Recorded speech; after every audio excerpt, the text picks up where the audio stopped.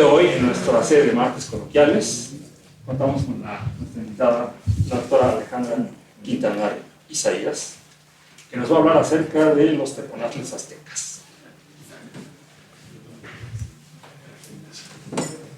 La doctora Quintanar es egresada de la Escuela Nacional de Ciencias Biológicas del Instituto Politécnico Nacional.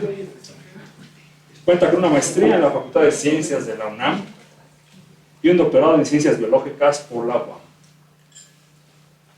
Desarrolla metodologías de la anatomía funcional para el cálculo de índices de abasto de agua y parámetros fisiológicos asociados a la captación del sistema de ascenso de agua en raíces y plantas en general. Es asesora de proyectos para museos e instituciones de educación superior. Responsable de proyectos internos y gubernamentales relacionados con el uso de la madera y cortezas de especies forestales. Y participa en la formación de recursos humanos a nivel de licenciatura, maestría y doctorado en la UAM. Es miembro de sociedades científicas como la International está mixto, es Sociedad Mexicana de Botánica, la Sociedad Mexicana de Histología y Asociación of Good Anatomists, y además es curadora de la Biblioteca de la Universidad Autónoma Metropolitana en Iztapalapa. Le damos la bienvenida con un aplauso.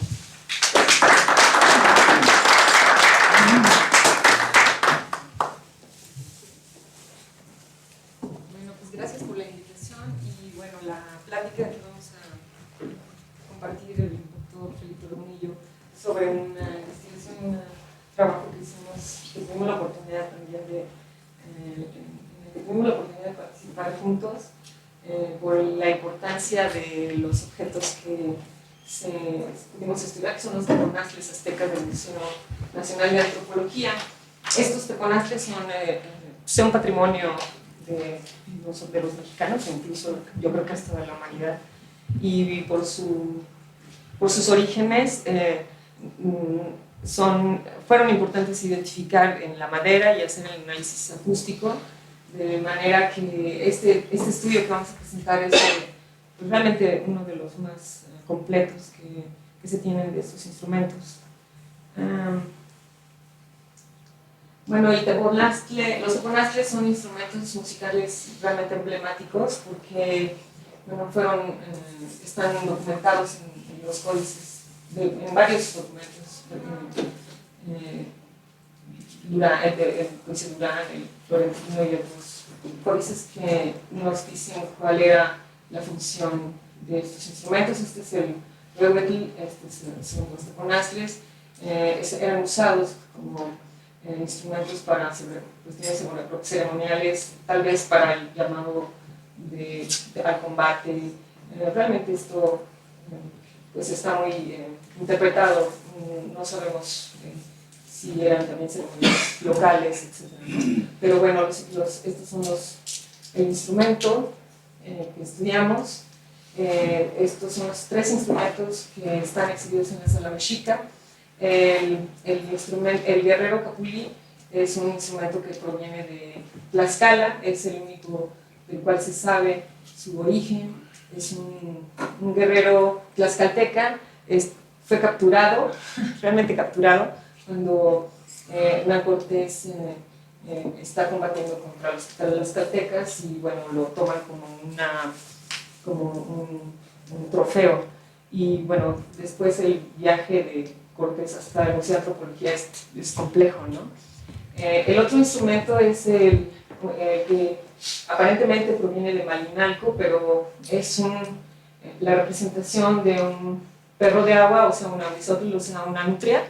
Es probable que sea una nutria, o probablemente sea un lobo, pero nosotros lo vemos como un animal fantástico. Y el siguiente estos son los tres teponaztles. Los tres están realmente tallados de forma maravillosa, son instrumentos hermosos. Este otro es el zipatli, que es una cabeza, aparentemente es una cabeza de cocodrilo, y bueno, finalmente los antropólogos, la curadora de la sala mexica insiste en que mejor se le denomine como un animal fantástico también.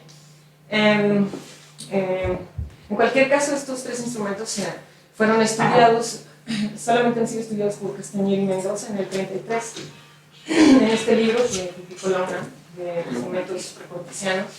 Y lo que ellos dicen es que la madera que se usó para hacer el guerrero capulli es un nogal, y las maderas que se usan, la madera que se usó para hacer el de Malinalco y el zipacli son de Chico Zapote. Entonces, bueno, la idea era tratar de identificar la madera correctamente, porque desde el punto de vista macroscópico pues no chocaban las características del nogal o del Chico Zapote con las que los instrumentos, con las maderas que se usaron para estos instrumentos. Entonces, los teponaztlis en realidad son instrumentos de golpe directo, son idiófonos. Son troncos, ¿no? Este es un buen ejemplo. Son troncos, están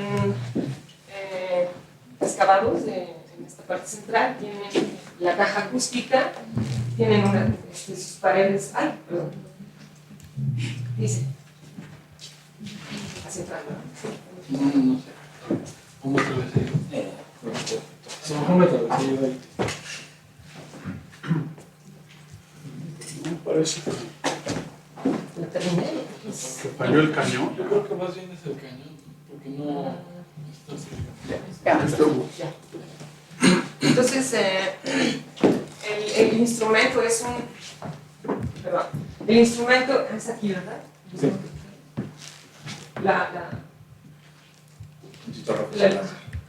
Ok. Es un tronco de un árbol de determinada especie. El tronco está excavado, tiene una caja acústica y las paredes del instrumento, los extremos son bastante anchos, como está Felipe, estas son bastante anchos. Y las paredes laterales son, bueno, si hacemos un corte transversal al instrumento, pues serían estas paredes que están. Y el eje del hilo del árbol es este. Entonces, realmente es un buen pedazo de tronco. Tiene dos lengüetas, como lo está mostrando Felipe. Una es aguda y otra es grave. Y bueno, aquí lo que mostramos es que estos instrumentos vienen como una tradición de la música percusionada prehispánica y bueno, se ha conservado hasta nuestros días. Aquí, por ejemplo, hay una petición de lluvia con el teponaztli y en una danza de la tlaxtli. Y bueno, esto ocurre en Guerrero y sigue habiendo bastante uso del instrumento en muchas de las ceremonias que recuerdan como el ensamblaje tradicional de la cultura prehispánica con la cultura nueva mexicana. Bien, los objetivos, como les decía, del estudio fueron identificar la madera correctamente y hacer el análisis acústico de los tres instrumentos. La identificación de la madera, es difícil que un objeto cultural pueda muestrearse o pueda obtenerse una muestra grande. Por ejemplo, aquí, en un instrumento como este, supongamos que este es el objeto cultural, entonces nosotros no podemos simplemente llegar y cortar un pedazo de madera grande para poder ver muchas cosas, ¿no? Entonces, pues en el laboratorio lo que tenemos mucha experiencia en el muestreo de objetos culturales, en madera y de fibras y en textiles, ¿no? Entonces, normalmente nos piden los restauradores y los curadores de las exposiciones es que tomemos lo mínimo, y lo mínimo puede ser 1 milímetro en tamaño, ¿no?, de la muestra. O sea, prácticamente es una pequeña astilla, ¿no? Entonces, la idea es que con esa pequeña astilla se puede hacer toda la investigación. O sea, imagínense con una pequeña astilla ver toda la estructura de la madera que está formando el tronco, ¿no? Y bueno, la idea fue seguir con los procedimientos del laboratorio Entonces, también son los curadores son muy especiales y uno tiene que ponerse guantes y así todo, ¿no? Entonces, nosotros muestreamos las paredes laterales, o sea, el muestreo se hizo de este lado para no afectar nada. Se tomó una astillita pequeña y después se fue procesada en un aparato que se llama crióstato, que es un microtomo con el que congelamos. Esta es la muestra, es una muestra pequeña de 1 milímetro, aproximadamente, aquí la ven.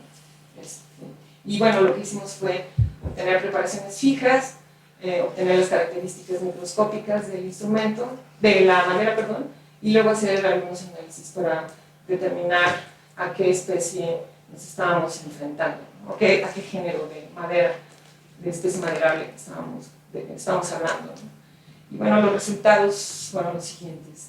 En la parte de anatomía, de la identificación anatómica, hicimos una revisión macroscópica de las maderas, de los 3 instrumentos, y bueno, lo que encontramos, espero que se vea claramente. Entonces, bueno, se aprecian aquí estratificaciones de células. Se ve un estrato, otro estrato. Todos estos estratos están formados de tipos celulares diversos, con los que uno construye una idea del tipo de madera de la que estamos tratando. Al principio, cuando esto lo vimos, pues esto es una leguminosa, no es ni el nogal ni es una zapote, es una leguminosa. Luego la parte de los extremos, en esta parte, como está cortado transversalmente el tronco, además que los teponastres de la sala mexica están ligeramente curvados, entonces solamente podemos tener una región que nos dice más o menos la estructura transversal. Esta es la estructura transversal, no sé si alcanzan a ver aquí unos pequeños poros, aquí ven los poros, y si alcanzan a ver aquí como una estructura blanquecina. Entonces los pequeños poros son los vasos conductores de agua, y la estructura blanquecina es un tipo de células que funcionan como reserva de la planta, ¿no? Entonces con esta cara y con esta cara macroscópicamente pudimos decidir que esto era una palo de rosa, que es la Dalbergia, el género Dalbergia. Ahorita la parte microscópica, estos son los cortes que se sacan, son secciones transversales, tangenciales del tronco, es decir, de la muestrita yo saqué un corte, una sección transversal, una sección tangencial y una sección radial, que es una sección que pasa por la médula. O sea, imaginando dónde está la médula hacia el extremo de la periferia, ¿no? Entonces esos 3 cortes, el transversal, el tangencial y el radial, aquí también transversal, tangencial, este es radial, tangencial y transversal, pues podemos observar y apreciar otros tipos celulares como los vasos, el parénquima, que son las células de reserva, un tipo de células que se llaman radios, esta es una cara transversal, esta es una cara transversal, aquí no tengo cara transversal, aquí sí tengo cara transversal. Con estas definí el género, y con estas células que están aquí también definí el género, pero con estas caras tangenciales observé este tipo de células que están aquí, que son los radios, y los cuales normalmente, solamente cuando uno hace anatomía de la madera, dice, bueno, los radios aquí son uniseriados, o sea, esta es una sola serie, si lo ven aquí de aquí para abajo, es una sola serie de arriba abajo. Aquí tenemos 2 series, aquí también tenemos 2 series, aquí pareciera que hay 3, pero normalmente uno no hace caso a ese tipo de cosas, ¿no? Normalmente dice, bueno, los radios van de uniseriados a triseriados y ya, ¿no? Entonces, la idea era que, bueno, yo ya llego al género, ¿no? El género es Dalbergia, ¿no? Es una leguminosa, se conoce comercialmente como rosewood, la madera esta, y bueno, pues ya sabemos que es del género Dalbergia, la familia es Fabaceae con una subfamilia Faboidea. Bueno, esta es como, bueno, la familia es como los frijoles, pues, o las habas, ese tipo de plantas que son muy comunes para nosotros, pero pues bueno, también hay árboles que también dan su vaina y todo, ¿no? Y este tipo de planta también hace sus vainas. Y bueno, siempre la pregunta que nos hacen a los de anatomía, los que hacemos identificación de maderas es, bueno, ¿y qué especie es, no? O sea, ya sé que es el género, pero ¿cuántas especies hay de ese género? Pues hay como 20, o sea, por ejemplo, en el género pino, ¿no? El pinus, ¿no? ¿Cuántas especies de pinos tenemos aquí en esta reserva, por ejemplo? No, pues varias especies, ¿no? Pero es el Pinus, por ejemplo, Pinus hardeggi o Pinus cualquier otra especie, ¿no? Ese siempre va a ser como nuestra pregunta, la pregunta que siempre nos van a hacer los historiadores. Bueno, ¿y qué especie es? Porque así yo ya puedo decir de dónde puede haber venido el recurso, ¿no? Maderable, y entonces los historiadores pueden entonces decir, pues entonces aquí había, de aquí se proveían del material y lo trasladaban a través de varias formas hacia los talleres de los lauderos mesoamericanos, ¿no? Entonces, ese tipo de preguntas son importantes. Y siempre es difícil que con una astillita pues, se pueda decir, este es Dalbergia granadillo, o sea, ¿cómo hacerle para poder llegar a definir la especie, ¿no? Entonces, bueno, yo en años anteriores tuve la oportunidad, nomás que esto que no salga de esta sala, porque si no, la agencia criminal de la PGR me puede meter, me puede sancionar. Entonces, bueno, yo tuve la oportunidad de estudiar el cargamento que se detuvo en Colima, en Manzanillo, que fue así una noticia espantosa, y la PGR y la aduana estaban todos preocupados porque estaban saliendo cargamento de rosewood, de este tipo de maderas. Y entonces fueron al laboratorio y me dijeron, oye, ¿qué madera es esta? Y dije, uy, esta es madera de Dalbergia y está en peligro de extinción.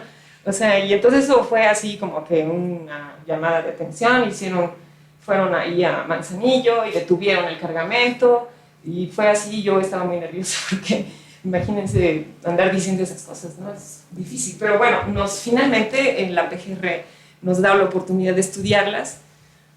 Y bueno, las características que yo les comento acá, estas características de hacer caso a este tipo de estructuras, siempre estuvo como acá en nuestro pensamiento, ¿no? O sea, siempre este tipo de características no es algo que se tome mucho en cuenta.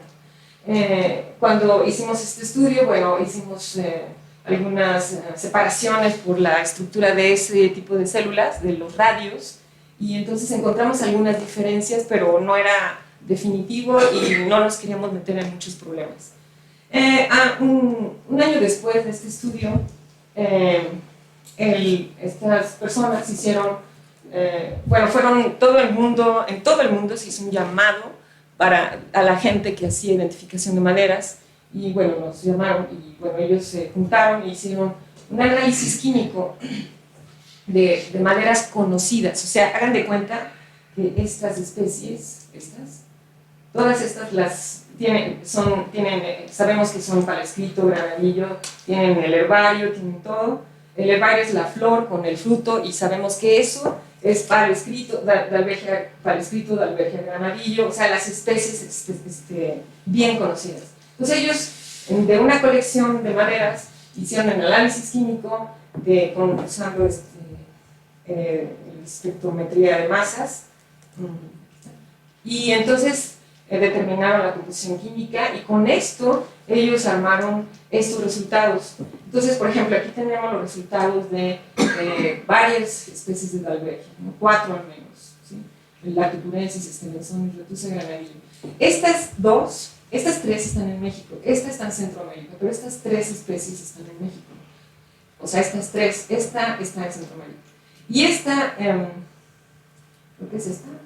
No, es Platanicium yucatanum, es un granadillo, es este Platanicium yucatanum es la especie que se usa para hacer las claves de música, sí las han visto, ¿no? Que hacen pap, pap, esas son hechas con Platanicium yucatanum, al que se le conoce también granadillo.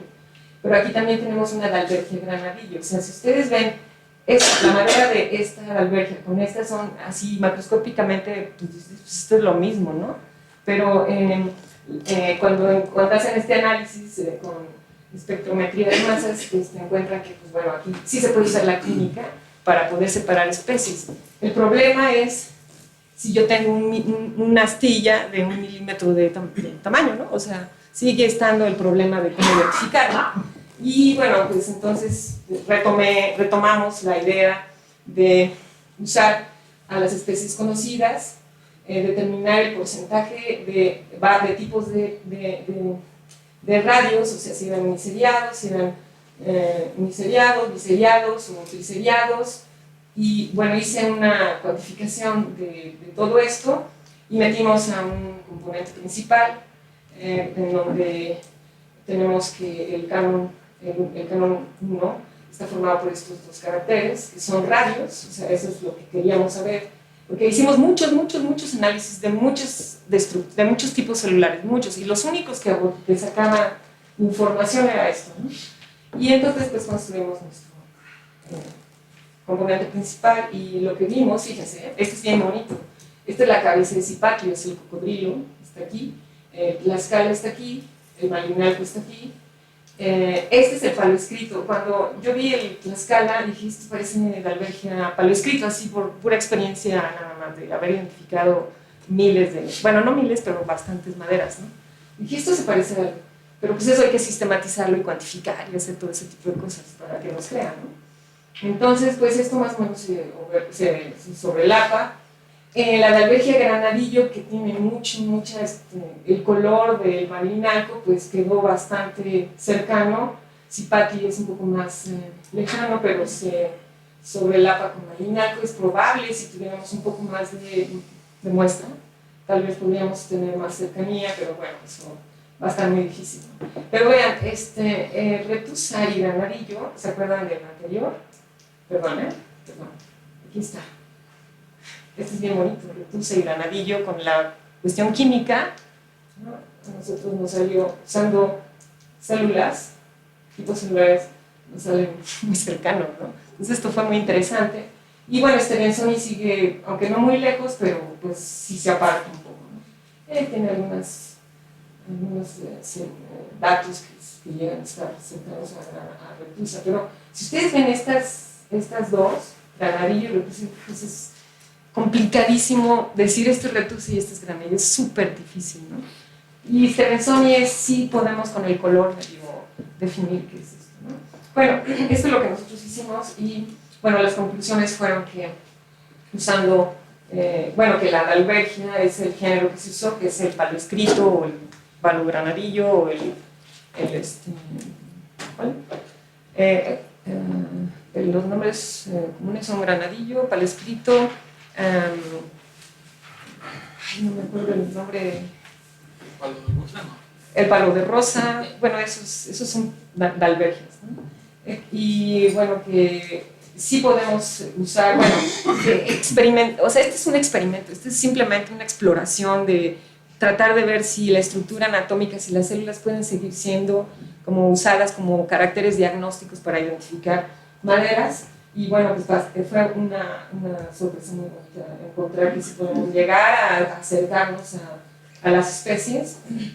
Y algo muy interesante es que estas maderas, la madera de Dalbergia es una madera preciosa y desde entonces épocas precortesianas, prehispánicas, pues se usa para instrumentos de golpe, para instrumentos como los más cercanos son los xilófonos, ¿no? Actualmente los constructores de instrumentos siguen usando dalbergias para poder hacer las teclas, para poder hacer los diapasones, para hacer incluso las cajas de las guitarras, las costillas y hasta la tapa, ¿no? Se pueden llegar a hacer con dalbergia. Es una madera extraordinaria para hacer instrumentos. Entonces eso explica por qué México está sacando ilegalmente nuestras maderas de dalbergia, porque al llegar a los centros donde se sacan ilegalmente, como este fue el caso de Colima, los chinos están pidiendo las maderas, participan en el comercio ilegal y después llegan aquí transformadas en diapasones, transformadas en piezas para que los constructores, los lauderos mexicanos usen ya la madera, nuestra madera o la madera de Centroamérica procesada por los chinos para hacer instrumentos como guitarras y de cuerda frotada, cuerda pulsada o de golpe, ¿no? Entonces esa es la problemática y bueno, esto yo creo que fue una experiencia muy interesante, ¿no? Muy bien, bueno. Les platico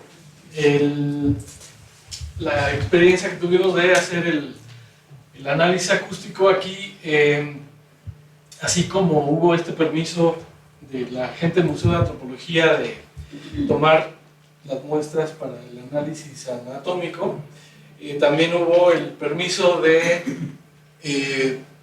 sacar los instrumentos de las vitrinas y pues tocarlos y grabarlos y bueno, por ahí tenemos, les voy a enseñar algunos audios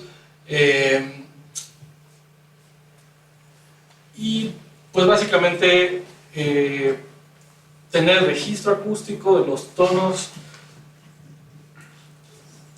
oficiales, digamos, de los instrumentos. Los tonos oficiales son los que dan las lengüetas, ¿no?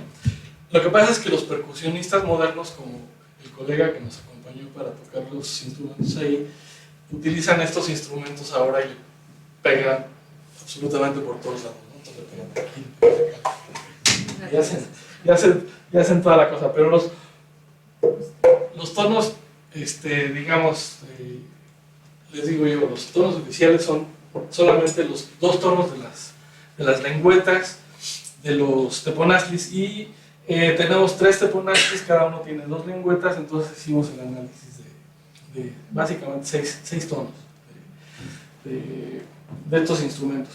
Entonces, bueno, hicimos la grabación un lunes, que el museo está cerrado, pero la sala está llena de gente que está acomodando y limpiando, pero razonablemente en silencio, digamos. Y aquí, ¿cómo avanzó? En la parte del museo de la sala mexica, donde están los instrumentos, y a espalda de donde se puso la mesa con un paño para grabar los instrumentos, está la diosa Xochipilli, que es la diosa de la música. Entonces, pues ahí estaba, con ojo atento a lo que estábamos haciendo, ¿no?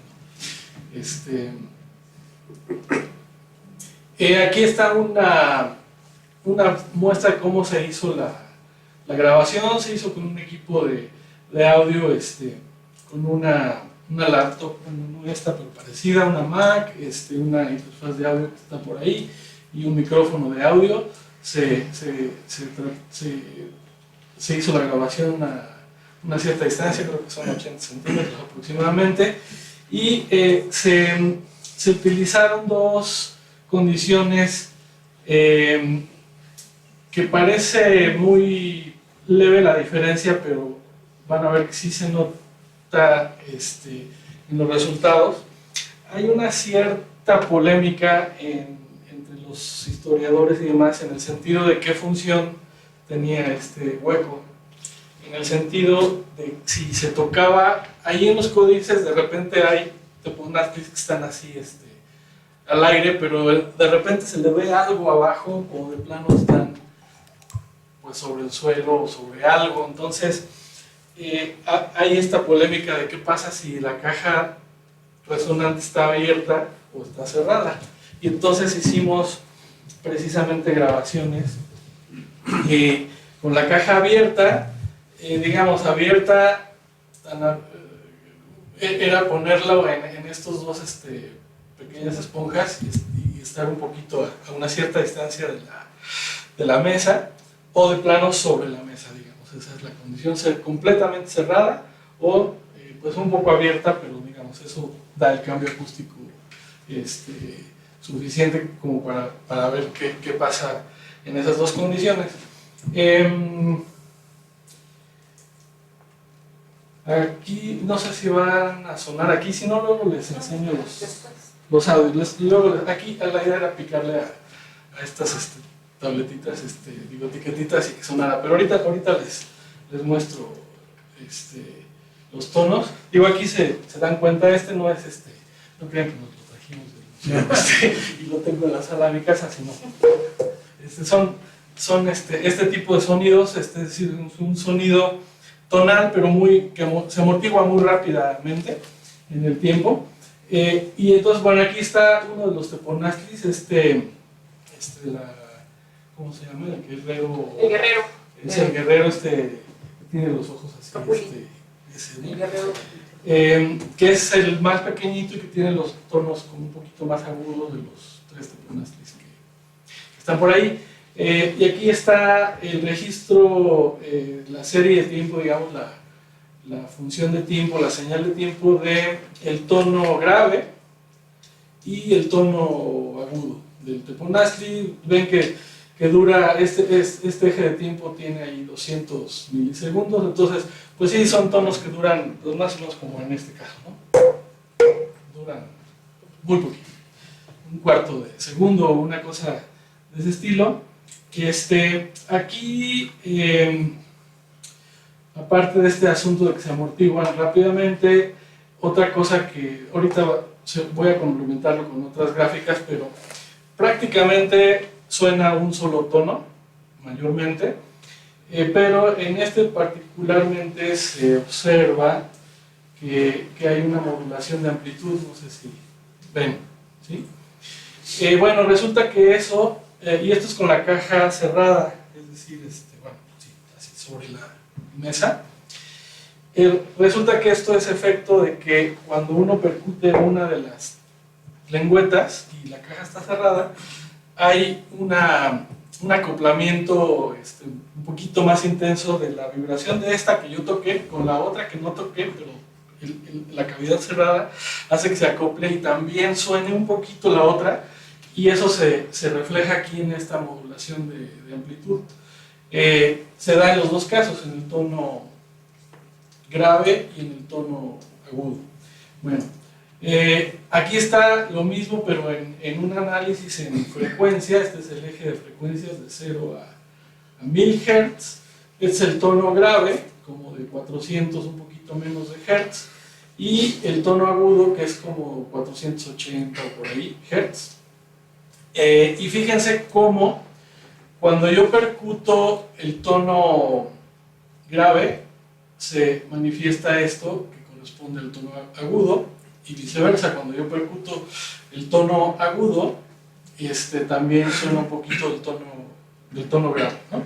Entonces tiene ese efecto de acoplamiento. Por acá se ve, digo, está muy enmarañada la gráfica por acá, pero por aquí les muestro que hay esto y esto, que ahorita van a ver de qué se trata cuando ahora haga yo el análisis correspondiente, pero de los tonos con la caja abierta. Esto es con la caja abierta. Una cosa, se observan varias cosas aquí en comparación con el otro. Este tono dura un poquito más que el otro, es decir, este sonido con la caja abierta tiene un amortiguamiento menor, es decir, que suena más tiempo, pero y aquí no se nota quizá mucho, estos suenan menos intensos. Con la caja abierta suena menos intenso que con la caja cerrada. Hay una explicación acústica del asunto, ahorita les platico por qué. Y en particular, por ejemplo, el tono grave aquí, recuerden que es el mismo instrumento y está tocado pues, más o menos con la misma intensidad y todo esto. El tono grave en este caso es bastante menos intenso que el tono agudo.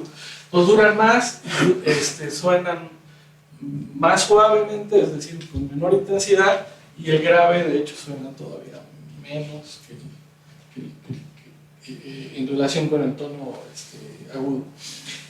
Y aquí, cuando uno hace el análisis de frecuencia, se vuelve a ver el efecto del acoplamiento de vibraciones de la lengüeta grave con la aguda, o de la aguda con la grave. Fíjense que de la aguda con la grave es bastante menos, aquí sí hay una diferencia bastante más grande, pero acá, sobre todo en esta parte, aquí y acá, hay ahí una cierta actividad, y resulta que esa actividad resulta de...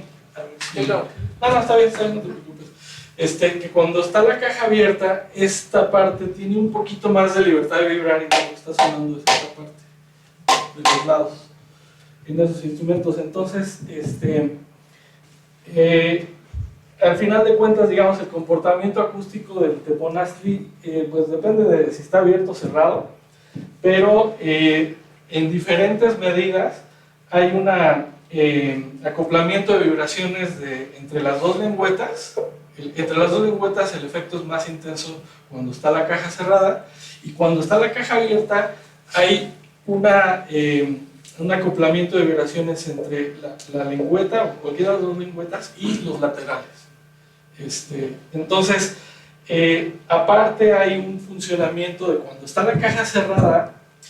Esto funciona como la caja cerrada de una guitarra, que tiene la boca de la guitarra. Aquí no hay una boca circular, pero la ranura en forma de H que hay aquí arriba funciona como lo que se llama un resonador de Helmholtz, que da una resonancia muy grave.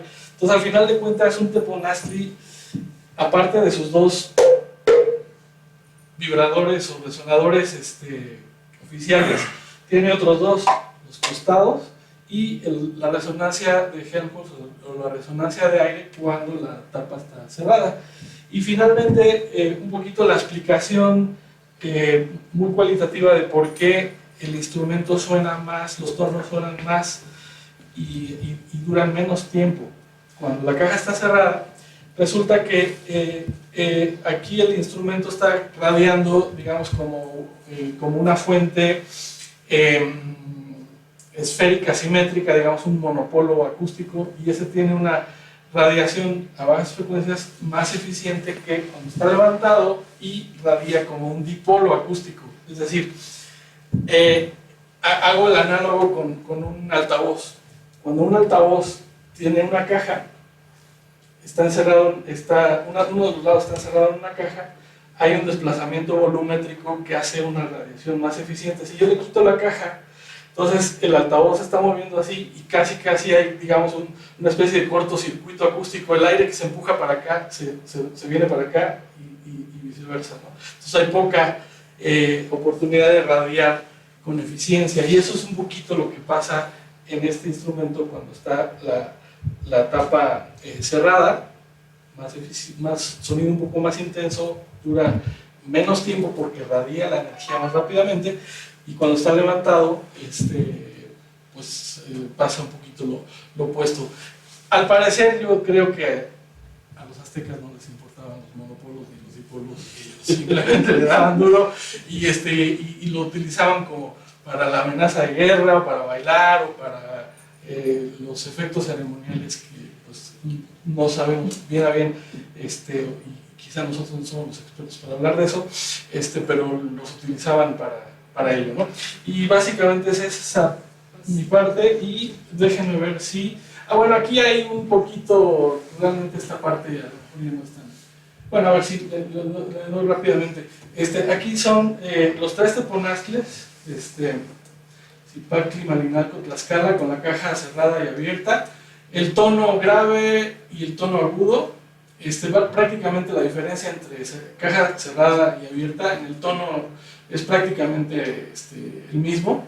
Lo más interesante es el intervalo musical, digamos, o interpretado en nuestras convenciones musicales occidentales. Este intervalo es un poquito más de 700 cents, es decir, 7 semitonos y un poco más. 7 semitonos es una quinta musical, es decir, el intervalo que hay entre las cuerdas al aire de un violín, por ejemplo, ¿no?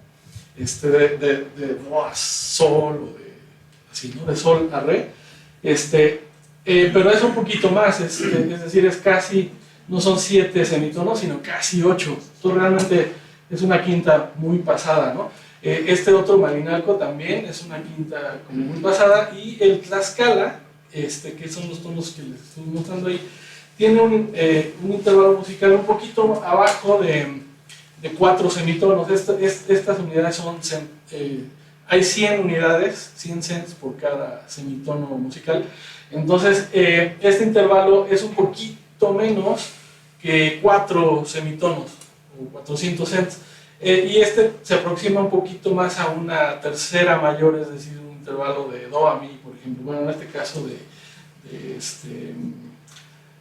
sol, casi de sol a un si, pero bajito, ¿no? Es un la sostenido basado, que casi llega así, sol, si, como el intervalo que hay entre la tercera cuerda de una guitarra y la segunda cuerda de una guitarra. De la tercera a la segunda cuerda de una guitarra hay un intervalo de tercera mayor. Este es un poquito más angostito. Pero bueno, finalmente no corresponden exactamente con los intervalos occidentales convencionales y no tienen por qué, simplemente hay pues aquí es un poquito como establecerlo a nuestra medida de conocer cómo estaban afinados, si es que había el concepto de afinarlos. A lo mejor la intención simplemente era que sonaran 2 tonos distintos y ya está. Y estas son las duraciones típicas en segundos, donde aquí, por ejemplo, sobre todo en estos instrumentos de acá que dan tonos más graves, sí hay una diferencia más o menos notable entre cuánto dura el tono con la caja cerrada, que suena más fuerte pero dura menos, dura típicamente 4 centésimas de segundo y dura 5, y etcétera, ¿no? Es un poquito la numerología del asunto. Conclusiones: los intervalos musicales son entre algo menos que una tercera mayor y algo más que una quinta, y difieren un poco con los reportados por Castañeda y Mendoza en su libro de 1933.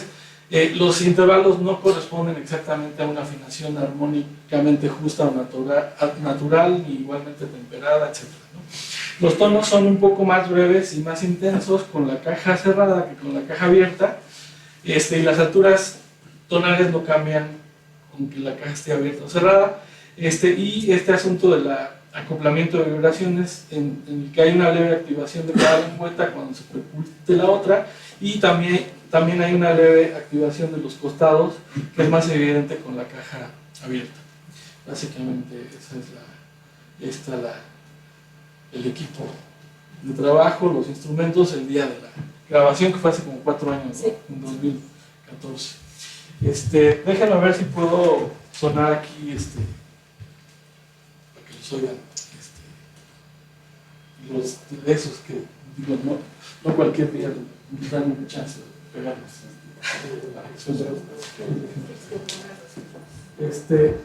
Yo creo que estos, voy a quitar estos.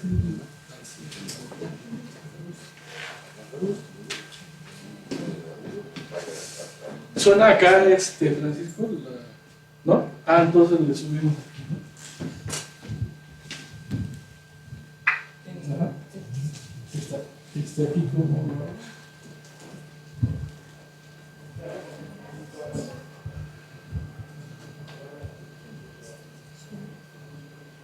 bueno, a ver si suena, estas son, digamos, improvisaciones libres del colega que tocó los instrumentos. Este es el Teponazli Tlaxcala.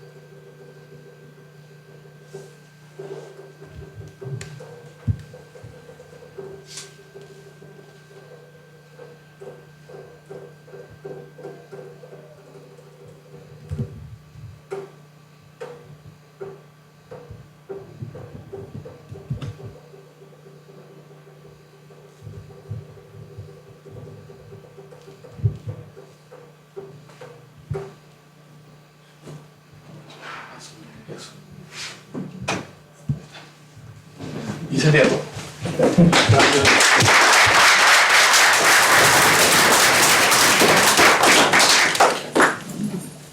Tenemos tiempo para algunas preguntas por parte del público. A ver, hay muchas. Sí, una pregunta y un comentario. La pregunta es si este tipo de instrumento es único de acá. No sé, yo me acuerdo de haber visto algo de los chinos, así, no sé si tiene una H así con dos lengüetas.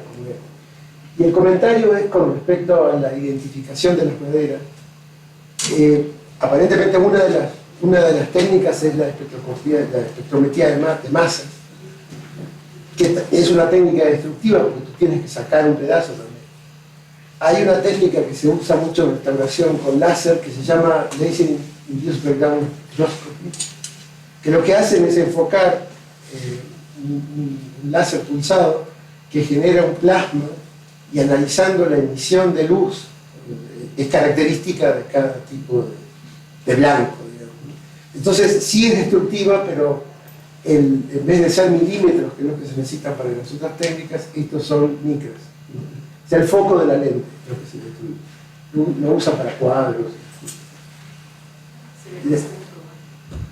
Sería cuestión de probar.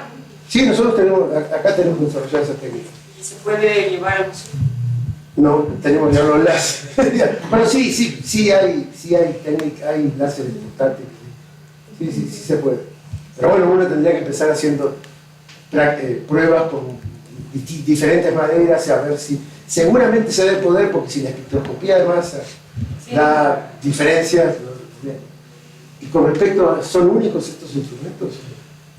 Mira, son, no me sé hasta de los chinos y esto, pero en las culturas mesoamericanas, es decir, por ejemplo, los mayas tienen el tuncul y en otras, es decir, que hay instrumentos parecidos en las culturas mesoamericanas. No sabría decirte en otros continentes y en otras culturas, ¿no? Básicamente eso.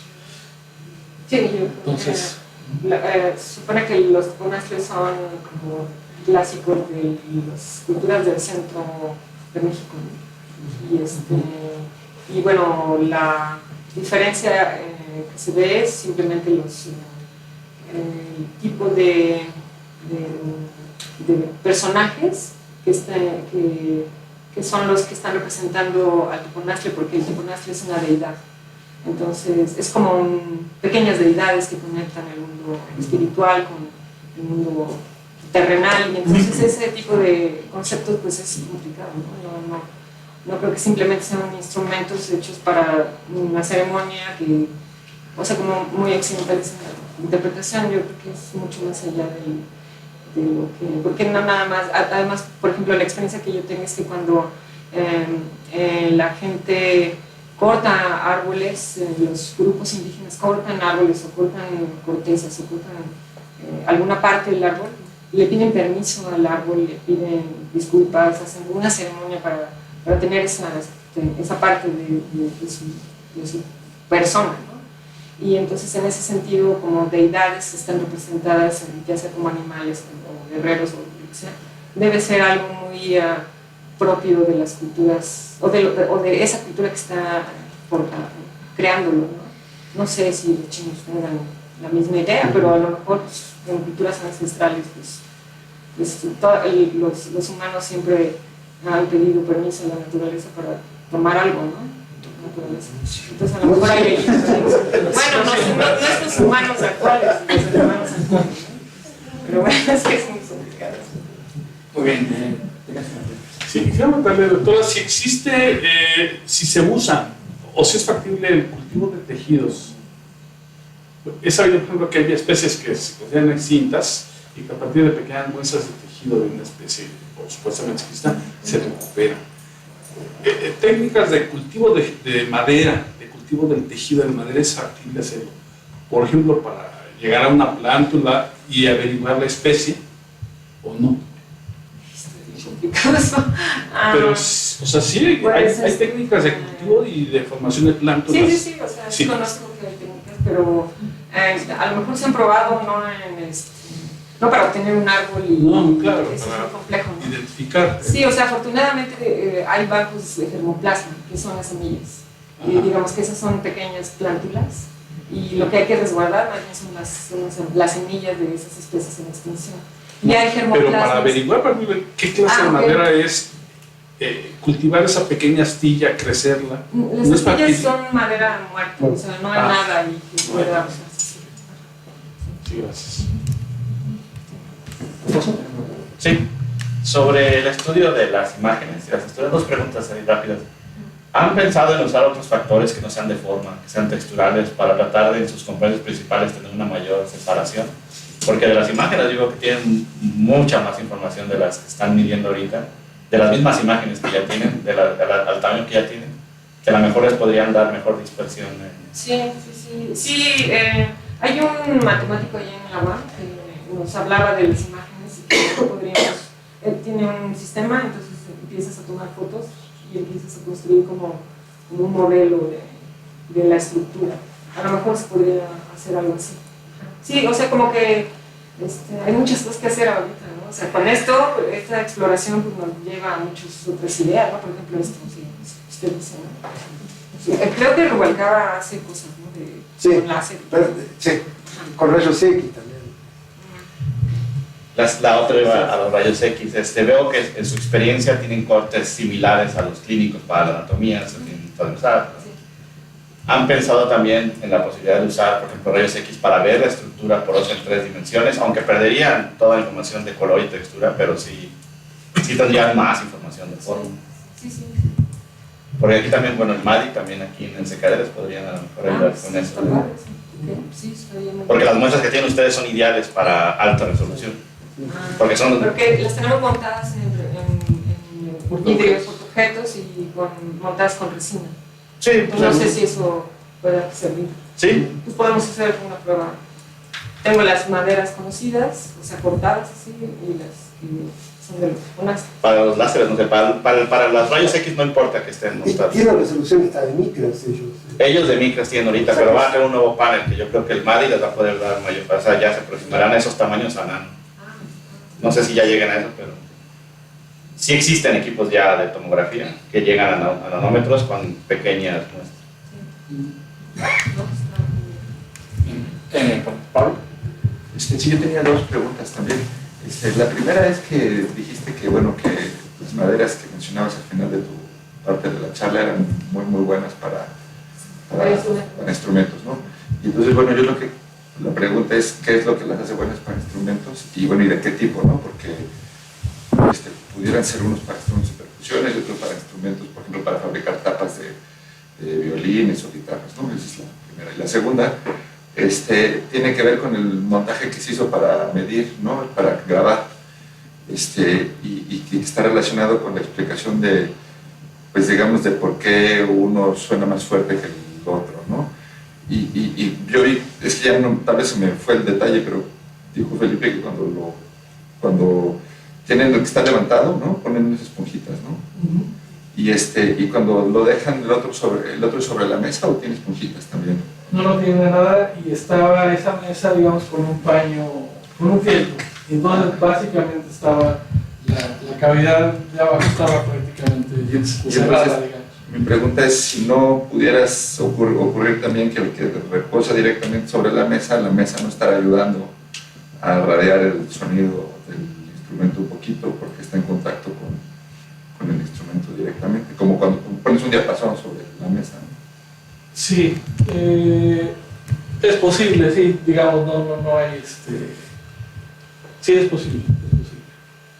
Sí, porque incluso en los documentos que les mostraba, está uno de los toponastres está montado en una estructura levantada, así como un banco, ¿no? Levantado. Y hay otra en donde la persona está sentada y tiene como un anillo textil, como en forma de anillo y está sentada. Entonces tal vez eso tenga que ver con el tipo de ceremonia o lo que querían expresar, ¿no? O sea, eso serían puras especulaciones. Pero con respecto a lo que preguntas de por qué son buenas, o sea, algo interesante que hemos, bueno, Felipe y yo tenemos pendiente es la parte del uso, de la caracterización acústica de maderas en general, ¿no? Y una de las cuestiones es el amortiguamiento, ¿no? por ejemplo, en la literatura se habla de que los xilófonos entre menos amortiguamiento pues son los mejores maderas, ¿no? Y una de las cosas de Dalbergia es ese, o sea, es muy empleada porque prácticamente pues, sirve un montón, o sea, tú tomas una tecla de Dalbergia y la tocas y suena así, es increíble, ¿no? Entonces, bueno, eso yo lo aprendí con los lauderos cuando estaban cuando yo trabajaba en una giloteca, llegaban y decían, yo quiero madera para mis teclas, ¿no? Entonces ahí había un montón de especies identificadas y todo eso, y cogían las tablas y empezaban a escucharlas, ¿no? Entonces es un poco, era bastante empírico, pero ya platicando con Felipe, es la cuestión del amortiguamiento que hay que buscar. O sea, depende que el uso, por ejemplo, en tapas de resonancia, en tapas de los instrumentos, no puedes usar Dalbergia, o sea, tienes que usar otro tipo por ejemplo, Picea, que es la que tiene los anillos de crecimiento muy cerrados y entonces forma como hebras, ¿no? Todas esas cuestiones son muy interesantes, pero Dalbergia en ese sentido suena mucho, es muy, muy apreciada por eso, ¿no? Y no nada más Dalbergia, por ejemplo, hay zapotáceas como Cuculova, el género Cuculova, o la misma que les ponía yo aquí, el Tatimissima, el que usan para las claves, eso suena un montón, entonces es una de las cosas. Bueno, una de las tareas que tenemos Felipe y yo es tratar de caracterizar acústicamente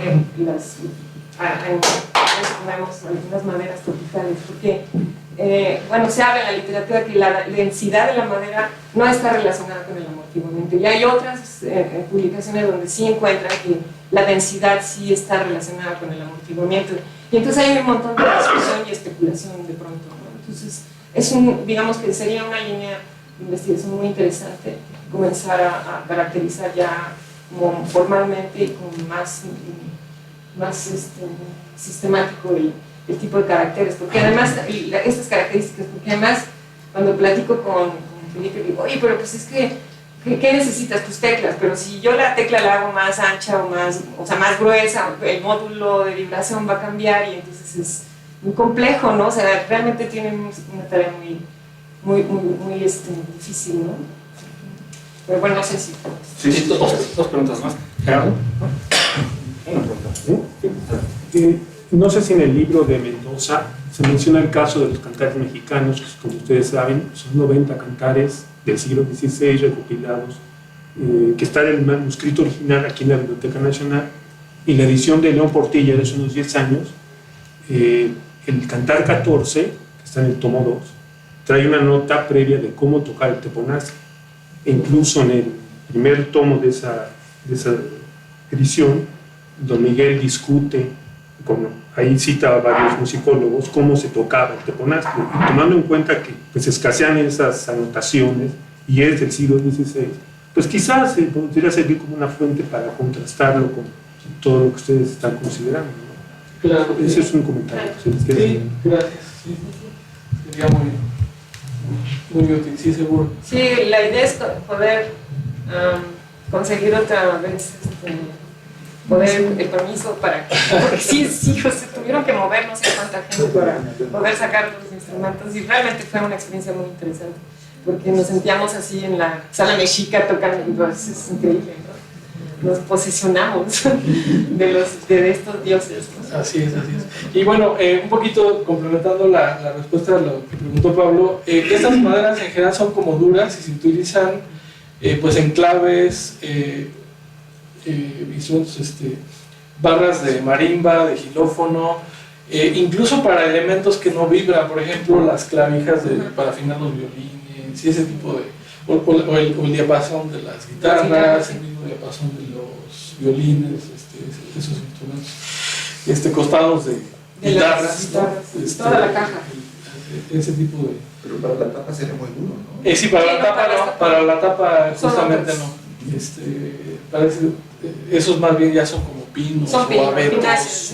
Coníferas. Así es. Y bueno, la cuestión esta de la vibración, de la posible radiación de la mesa, decía yo, es posible que haya algún efecto, pero el fieltro que le pusieron a esa mesa era muy, muy grueso. Entonces yo pienso que, ciertamente puede haber el efecto, pero no creo que sea tan intenso como cuando, digamos, pone uno el diapasón sobre una mesa, directamente sobre la madera. Entonces yo creería que este registro fue más o menos representativo en ese sentido, ¿no? Entonces, Bien, pues les agradecemos su asistencia y agradecemos la presentación del doctor Quintana y del doctor Ordóñez.